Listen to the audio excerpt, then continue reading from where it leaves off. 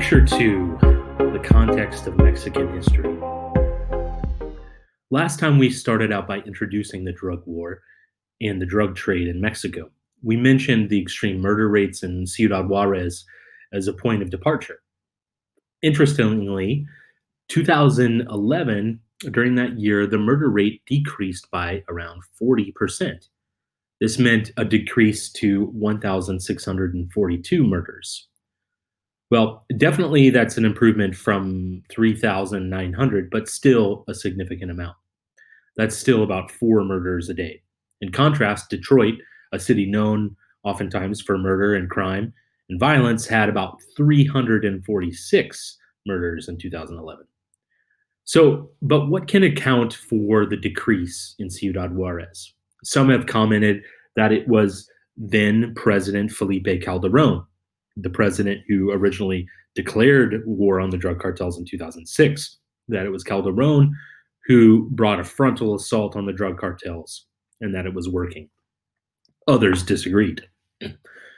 Today, we're not going to deal with these issues directly. We're not there yet. We'll get there. First, we need to introduce Mexico. We want to say some preliminary remarks about Mexico and Mexican history.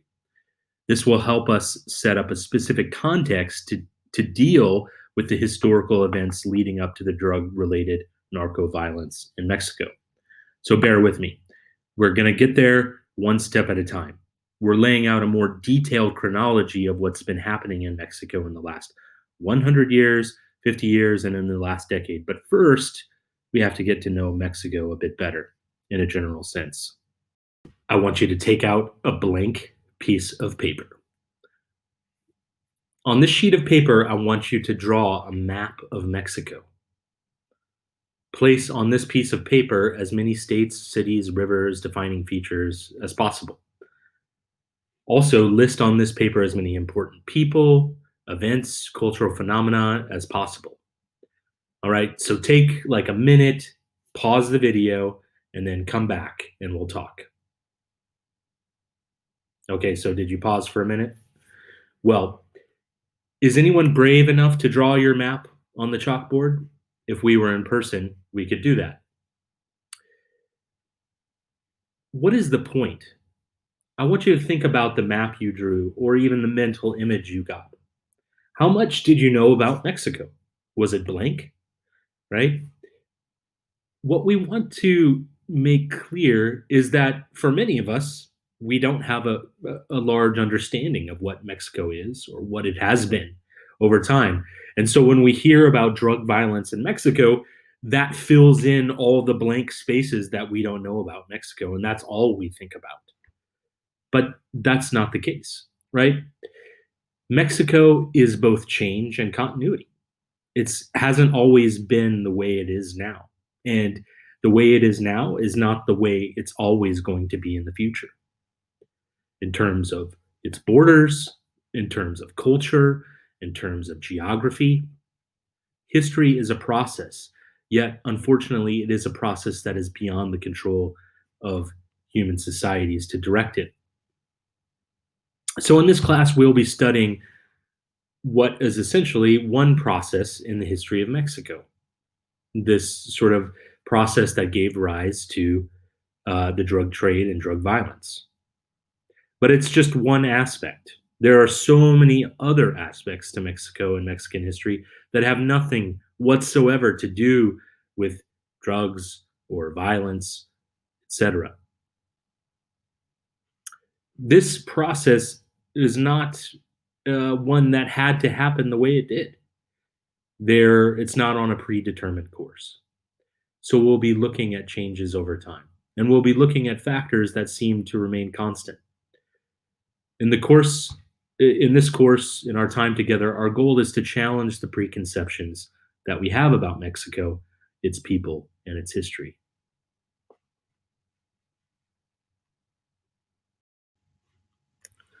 We need to look at each historical part of Mexico to understand how and why things have changed. And so today I want to give you a sort of thumbnail chronology of the course and process of Mexican history from the beginning. So we start off with indigenous Mexico before 1519, and then colonial Mexico from 1519 to 1821, early national Mexico from 1821 to 1850, Mexico's liberal reform from 1850 to 1876, Porfirian Mexico from 1876 to 1910, Revolutionary Mexico from 1910 to 1940, and contemporary Mexico from 1940 to the present. Let's look at indigenous Mexico first, before 1519, before Europeans ever showed up. This is also a time period that's known as pre Columbian Mexico. And pre Columbian means before the arrival of Columbus, right? Even if you've never had a course on Mexican history, I'm sure you've all heard of the Maya. The Maya were a conglomeration of cultural and linguistic tribes that inhabited the Yucatan Peninsula before the arrival of Europeans. The geographical dimensions of the Maya and their civilization comprise some places that still remain part of modern Mexico. Today, you can go to the Yucatan Peninsula and take a trip a little bit into the interior and visit many of the Maya sacred sites, Palenque, Bonampak, etc. But other sites, such as Tikal and Copan, are actually in modern day republics of Guatemala and Honduras. And it should bear repeating that when we talk about the Maya and we talk about Maya civilization, oftentimes we're thinking about a once great civilization that built pyramids and stuff like that. And then we talk about the collapse of the Maya. And then, as though all Maya people disappeared. That is not the case. There are many millions, in fact, Mexican citizens today that trace their heritage to the Maya.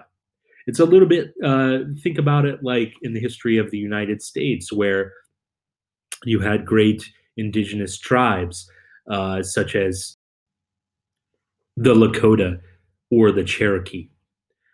These tribes, right? There are descendants today of these tribes in the United States, even though the sort of powerful, sort of military nature of these tribes are not the same as they once were, right? Before the United States government came in, it's the same in Mexico, right? The Maya still exist, right? There's still a people in Mexico, and so we don't want to think about them as, oh, the Maya existed and now they don't and they're gone, right?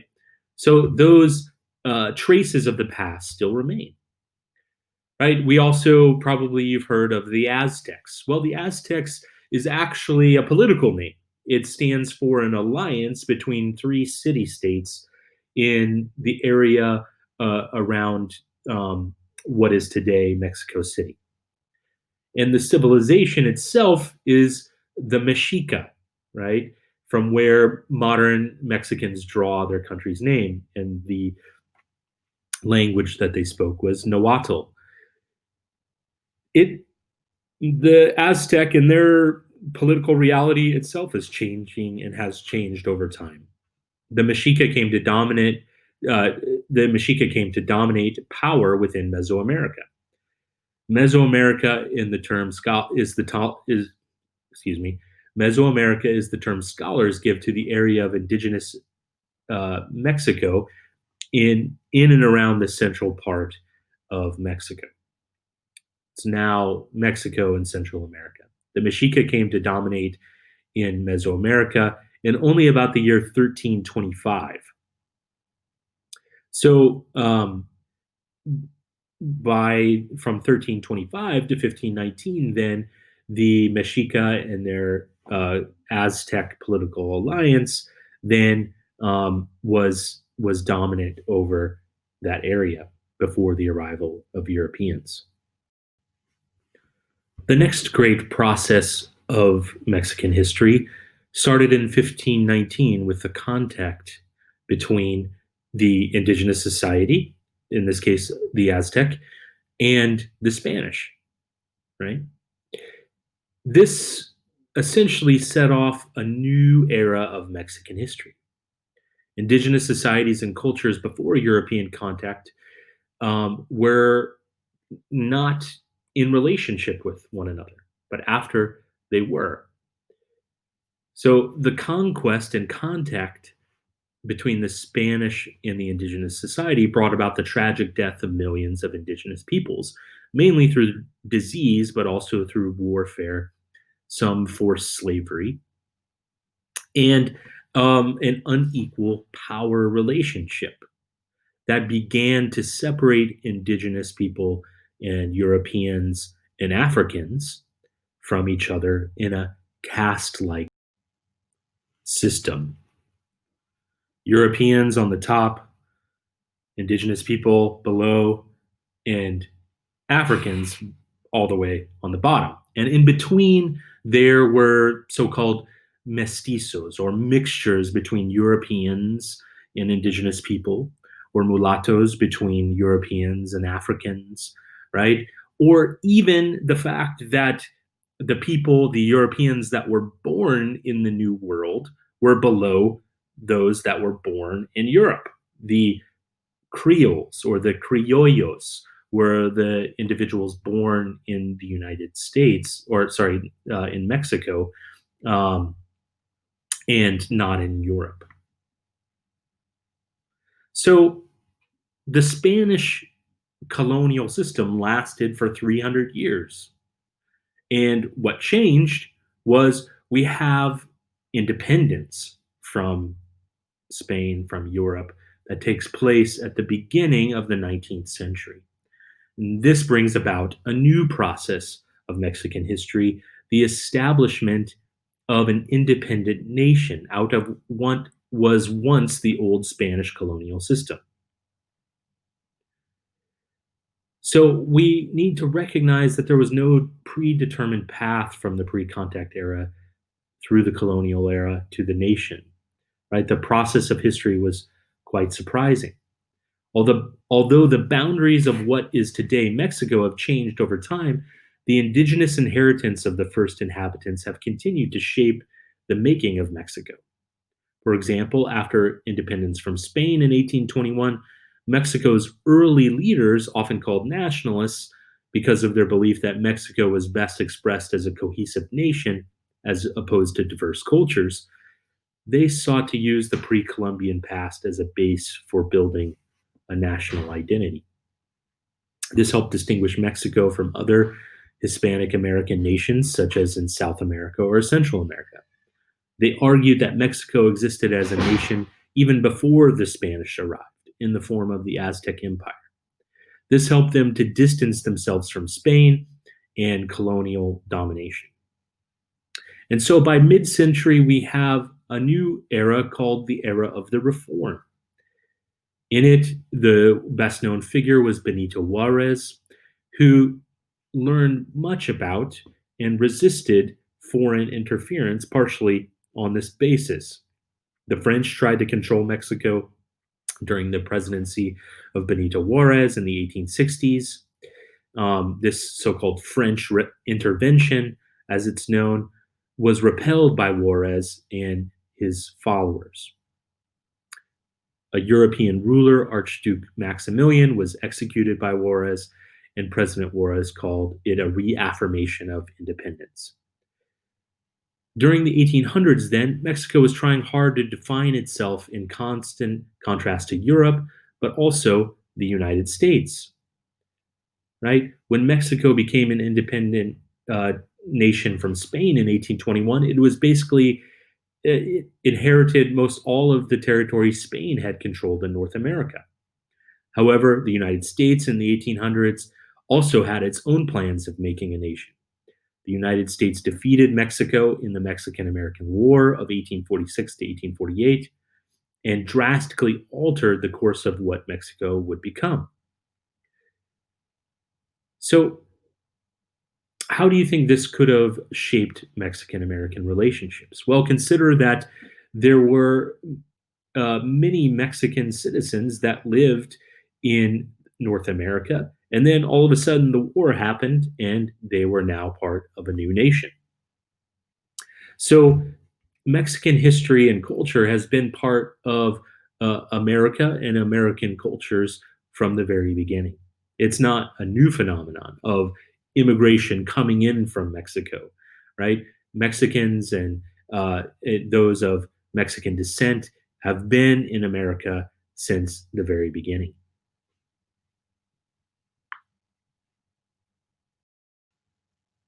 Lastly, I want to say a few things about Porfirian Mexico and Revolutionary Mexico. Porfirian Mexico is so named by a dictator named Porfirio Diaz, who ruled Mexico from 1876 to 1911. Essentially, Porfirio Diaz gained a lot of uh, from his political predecessor Benito Juarez. Benito Juarez died, and Porfirio Diaz thought that Mexico, yes, needed democracy and change and progress, but because it had an indigenous society, it wasn't ready for true democracy yet. And so for 30 some odd years, Porfirio Diaz ruled in a kind of progressive way in that he brought railroads, he brought development. But for many, the wealth gap between the exceedingly rich and the exceedingly poor grew ever wider. And so in the early 20th century, in 1910, 1911, we have the outbreak of the Mexican Revolution. This process was violent and would become known as the event in the early part of the 20th century that remade Mexico into what Mexico is today. Right? The revolution didn't change Mexico's territory, but much of what Mexico is today is a result of the period between 1910 and 1940. It was essentially a civil war, a series of civil wars where Mexicans fought each other for political and cultural control of the country. Initially, it was fought to get Porfirio Diaz out of power because he was a dictator and nobody wanted a dictator. And then it began once the dictator was out of power, then the remaining factions that had ousted Porfirio Diaz fought each other for control of the future of Mexico. And in the process, in 1917, a new constitution was written, and that's the constitution that Mexico has today, written in 1917. But as I said, it was a violent process. Hundreds and thousands left their villages for the cities of Mexico, Guadalajara, and also to the United States. The Mexican Revolution spurred the first great wave of immigration from Mexico to the United States. It brought social change, political change, and cultural change. But what the Mexican Revolution contributed to contemporary Mexico is itself connected to the periods before the revolution. In essence, what were Mexicans revolting against?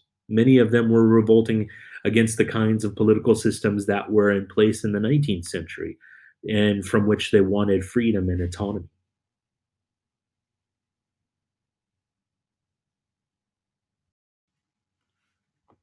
Since 1940, then, Mexico has had no major revolutions, right? The No president has been assassinated since 1940, whereas in the United States, John F. Kennedy was assassinated.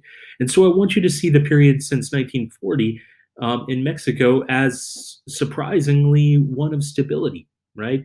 A ruling party, the Institutional Revolutionary Party, the PRI, was the political party in charge of Mexico from essentially the late 1920s up until the year 2000. And that political party had many shortcomings, but what it did bring was a kind of stability and a way to control all of the varying levels of political power brokers on the local, regional, and national level. And one as we of those power brokers that we'll see was the rise of drug cartels.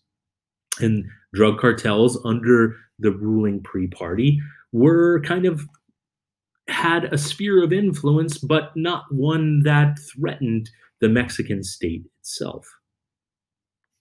And so today, what I hope you've gained is this notion that Mexico is not just a blank space in which the only thing that exists is violence and a drug war. Mexico is full of history, of culture, of continuity, and of stability. And if we don't understand that, then we don't really know how to handle understanding the occurrence of drug violence as it's happened in the last 10 to 20 years. Thanks, and we'll see you next time.